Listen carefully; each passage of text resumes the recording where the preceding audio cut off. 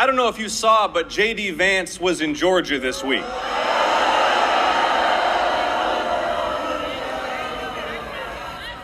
Don't worry, no one showed up.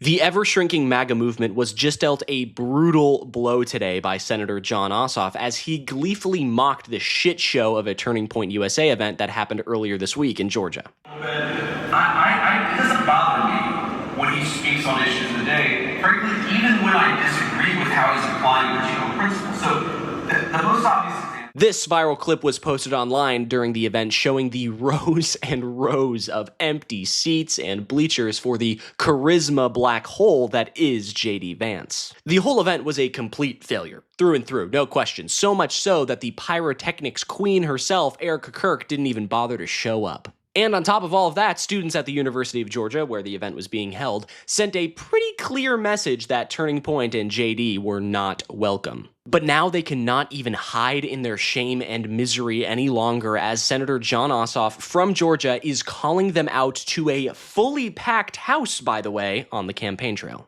So be sure to stick around to see Jon Ossoff go scorched earth on these folks, and don't forget to subscribe to US Democratic Socialists for more good news like this you don't want to miss. All right, let's dive right in. No one showed up. The stadium was empty. Did you see that?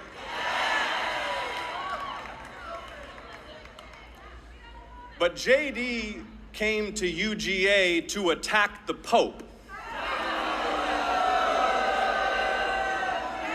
2 days after Donald Trump depicted himself as Jesus Christ. Yeah, Georgia, one of the most religious states in the country. JD's like, hey, Don, I'm gonna go pretend to be Catholic on a stage while you committed an act of sacrilege, all right? Sound good? Yeah, and that's my JD impression, by the way. Did you like it? Just like, what a winning message for Georgia, right? Just like, what a great thing the GOP has going for them in this extremely religious, proud state, Georgia. Yeah, really nice going, guys. And MAGA should honestly be shitting themselves right now because Jon Ossoff is mobilizing his base like never before and calling out these MAGA bastards fools while doing so. How foolish of them to come to the cradle of the civil rights movement to spread those lies and seize our ballots. How foolish to launch an attack on voting rights here in Georgia at the political and spiritual center of the very black history they seek to erase. And Ossoff not only has the sauce when it comes to speaking, right, being a very good orator, but he is also a dynamite fundraiser. It is absurd. The guy has raised $14 million in the first quarter of 2026 alone against his Republican opponents who have only raised 2.1. And when it comes to cash on hand, the guy also blows Republicans out of the water with $31.7 million to their 8. The guy is pushing LeBron numbers 3-1. Like, he's cooking them right now. So when you see numbers like that, when you see a guy giving speeches like that, and you're pulling barely a crowd at a Turning Point event in Georgia, yeah, you must be getting ready for a beatdown. And the energy and momentum is there in Georgia, right? And it is not slowing down. I mean, have you seen this level of energy from any decrepit MAGA leader before? Who came here today because you love our country? Who came here today because you're just a little bit mad?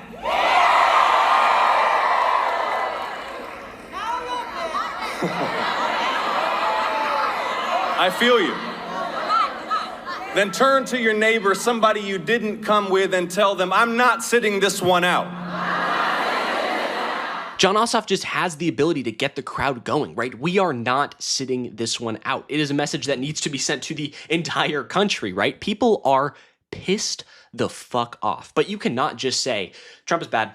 Trump is bad. He sucks. He's bad. We know, right? The entire country knows at this point. He's polling in the 30s, right? No one likes Trump. But the problem is that the Democrats also aren't that popular themselves, right? Trump fucking sucks. We know, right? You're preaching to the choir. But Democratic leaders need to actually offer something. They need to be an opposition party. They need to offer solutions and a different thing, right? You know, people often look at the two-party system and they just see the same, blue and red, right? But you actually need to offer them something to vote for. And Ossoff, in this speech, centers the concerns of the working class and the American people back onto those who we know are the cancer in society at fault. Billionaires. And remember, while you pay more for everything, the first family's wealth is growing by billions of dollars. Because they're crooks. And everybody knows it. Never before have we seen so little effort to hide so much corruption. And not only is Jon Ossoff taking the progressive stance on tax policy, healthcare, childcare, housing, education, but also he was one of the 40 U.S. senators who voted to block U.S. weapons sales to Israel, which is a extremely popular policy position at this point. It is like an 80-20 issue in the Democratic Party, but for years we have been told that, you know, in a state like Georgia, you have to be a centrist, you have to be a moderate, you have to appeal to the conservatives. Bullshit. Right? I call fucking bullshit on that. Jon Ossoff will face millions of dollars in opposition ads, in attack ads, in smears, in lies. But you know what? He is still going to kick the GOP's ass come November. He is going to win that race because his policies are popular. He is a good speaker. He is pushing for taxing billionaires. He wants to expand healthcare. He wants to block the weapons sales to Israel, which again is an insanely popular policy position for Democratic voters, right? He is popular in the Democratic Party. The net favorable rating amongst those who are moderate, conservative, not liberal. Look at this, minus 55 points. That's a shift of 58 points in just 4 years' time. Those who are liberal, it's nearly a 50-point shift, minus 74 points. A progressive candidate can win in Georgia, right? Just look to Raphael Warnock and Jon Ossoff. They're already proof, right? They won very tight races, but they won. And I feel like they're going to expand their leads. It just sends a message that these policies work anywhere. You know, it's like the Zoran Mamdani method where it's like people are like, oh, he won in New York because New York is a communist, you know, just like whatever. Okay, look to Maine. Graham Plattner's cooking in Maine right now and he's a progressive candidate, right? It's not true, right? It's just not true. These policies can work anywhere and you just need to get the motivation for people to get out there and vote. And if you or your friends ever needed any more motivation to get out there and vote or canvass or donate or volunteer, whatever it may be, wherever you are, here is Steve Bannon to a group of fascist lunatics that if they lose in 2026 and 2028, they're going to jail. And I will tell you right now, as God is my witness, if we lose the midterms and we lose 2028, some in this room are going to prison, myself included. They're not going to stop.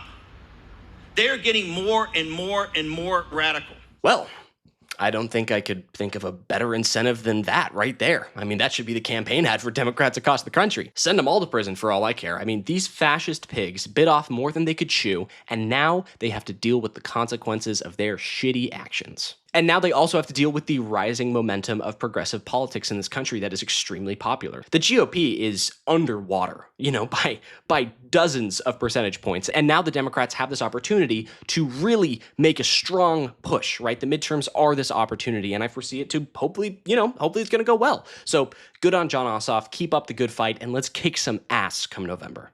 But I think that's going to do it for me. Thank you so much for sticking around until the end. I really appreciate it. If you like what you saw in this video, be sure to leave a like down below and subscribe to US Democratic Socialists for more good news like this. And also, don't forget to leave a comment. I would love to hear your thoughts on all of this and anything else that may be on your mind. So do all that good stuff down below and have a great day. I'm Iago Lashua. Goodbye.